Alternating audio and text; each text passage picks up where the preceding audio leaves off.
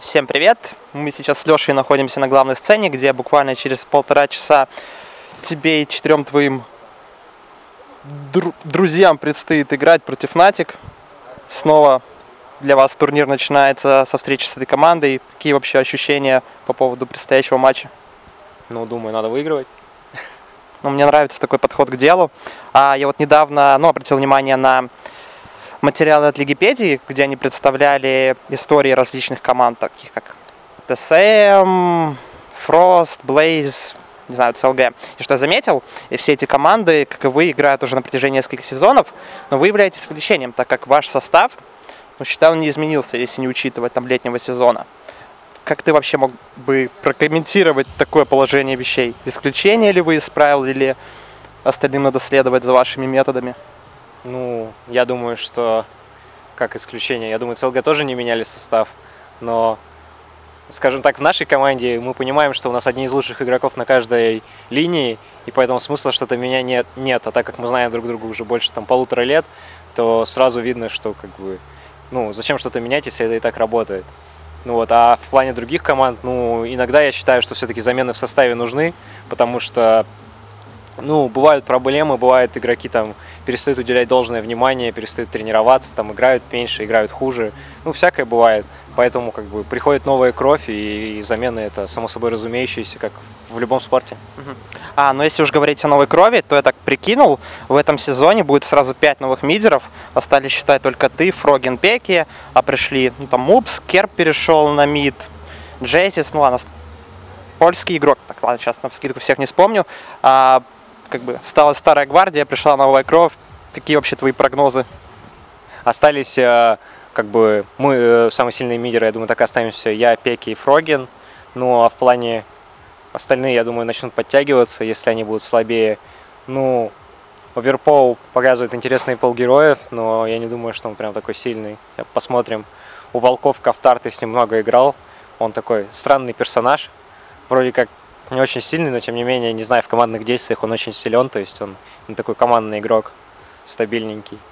И кто там еще? Мупс, Джессис, я о них мало чего могу сказать, потому что, не знаю, мне кажется, на лайне они играют еще и слабее, чем онлайн, а онлайн они тоже особо ничего такого не показывали. Второй год подряд вас ожидает такая же система проведения, 2 сезона, по 28 игр, плей-офф. Какие выводы ты смог для себя сделать относительно подготовки, нагрузок и так далее, чтобы оптимизировать ваш подход к грядущим 2 сезонам? Не знаю, никаких, потому что это нереально что-то оптимизировать, потому что мы не можем жить в Германии, а так как мы не можем жить в Германии, то максимальная оптимизация – это сократить расстояние перелета, то есть, соответственно, это переехать куда-нибудь ближе.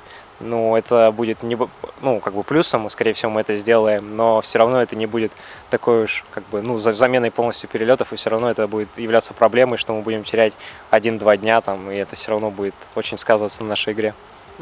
Я думаю, большинство болельщиков в первую очередь интересует то, как вы будете выступать против Alliance, против Fnatic. Я так недавно подвел подсчет, и это 2 из 3 команд в Европе, против которых вы имеете негативный видрейт. 3-й это Лимодокс, их уже нету, к сожалению.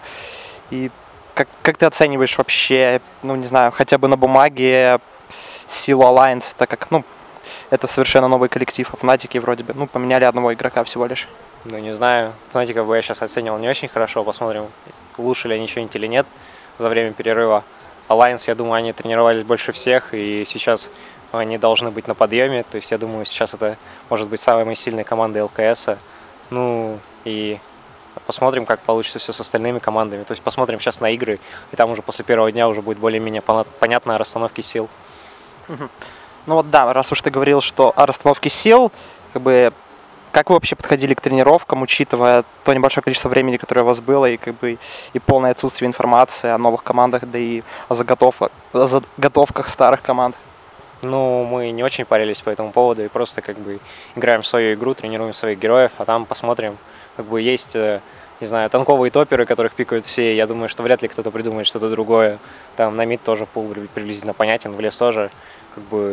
И в принципе везде все понятно, и если кто-нибудь не будет изобретать какой-то супер велосипед или космолет, то я думаю, что все будет очевидно.